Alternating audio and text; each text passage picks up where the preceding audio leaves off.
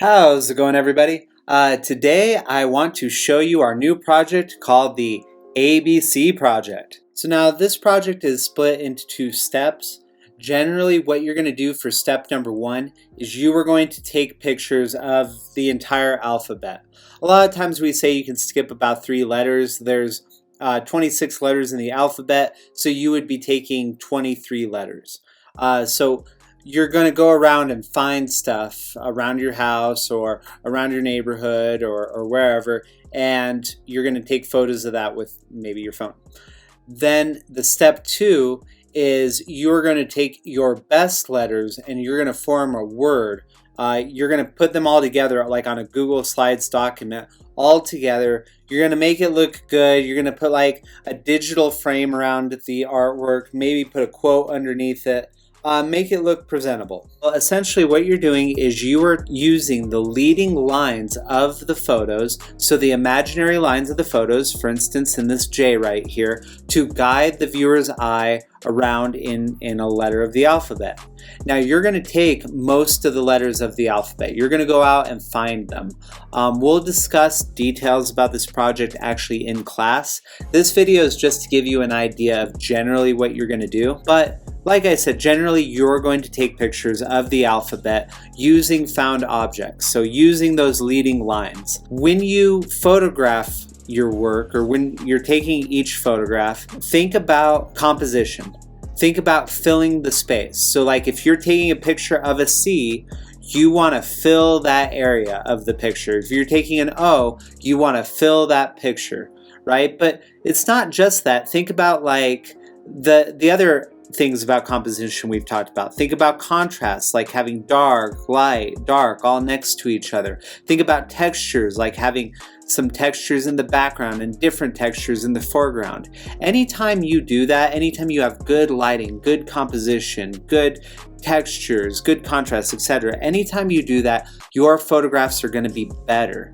Now, the other thing I want you to think about too is each photo is going to be its own individual letter. So you can't just take all of the letters all at once and make a word as one photograph. What you're doing is you're taking each letter as an individual photograph of pretty much every letter of the alphabet.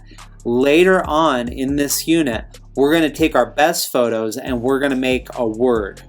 Now, when you do that too, you're also welcome to edit your photographs. So you can see that this flower here is heavily edited, and I think that's okay. You're welcome to edit your photos however which way you want. It would be kind of cool, I know this photo is blurry right here, but it gets the idea across. It would be cool if when you actually make your word later on, after we've taken the photos of the alphabet, when you're making your word, if the photos in your word, if the photos that make up the letters actually relate to whatever the word is about, they do all kind of relate to one another. You can tell that all these photos were kind of taken in the same area. They kind of have the same vibe. These two photos both have flowers in them. So all the photos look unified. They all look like they're meant to be together, and that's what makes a solid project. Get all your photos to look unified at the end if you're able to. So maybe if your photos aren't in and of themselves unified, maybe the way that you edit the photos unifies them all together. So in this case, they all are of that sepia tone, which is kind of that brownish color. Sepia is kind of like black and white, just with a tint of brown. And so being that these are all in sepia, they all look like they're meant to be together. This is another good example. At the end of this project too, so after you've taken all the alphabet letters and you're making your word, the way that you show your word, the way that you present it matters. So in the last example here, it's got a black background. Maybe yours has a white background. And it's kind of cool that each one of these photos has a little black frame around it, which you could create with a photo editing app and edit your photos all the same way. It will help unify them together, which is really nice. This says home, so maybe it's a representation of where they live. It doesn't necessarily have to be your home. Home could be your house. Home could be Commerce City. Home could be Colorado. It's just kind of however you think of that word. In this case, we've got a person's name. So it's Sarah, so S-A-R-A-H. And again, they've presented it well. So they've got this frame connecting all their photos together, the black frame right here. But they've also put this background behind it, which is textured, and just makes it look a little bit more professional, makes it look a little nicer. And of course, I've got my name too. I didn't actually take this, I just found it online. I thought it was interesting that my last name, somebody had already made this project with it. And so that's why I'm showing it to you. Now, when you present it, this image that I'm showing you is watermarked. So that's, I believe, it says Letter Perfect Homes. That's not actually the art. That's just so nobody steals it online and claims it as their own. I thought this would be a good example though, in that all the letters of their word are all edited the same way. They're all black and white. They're all cropped the same way, just about. And they've got the black background behind it, and then they put this quote below it. So when we finish this project, if you want to put a quote to make your project look a little bit better, that might be a good touch. That's a good creative touch to make it more presentable. We've got love right here. I know the photo is blurry. You can still kind of see it. So you've got a heart with like a cloud, L-O-V-E, and then another heart. So if you wanted to do something like that to make it more creative, you're not required to take pictures, for instance, of a heart. But if you wanted to make your project look a little bit better, that would be kind of cool. Okay, here's what you're not allowed to do. What you're not allowed to do is you're not allowed to make your letters. So you're not allowed to just make your letters like F-A-I-T-H. You're not allowed to just do that. You actually have to go find letters that don't already exist. But you can't just write out a letter in sand and call that your letter.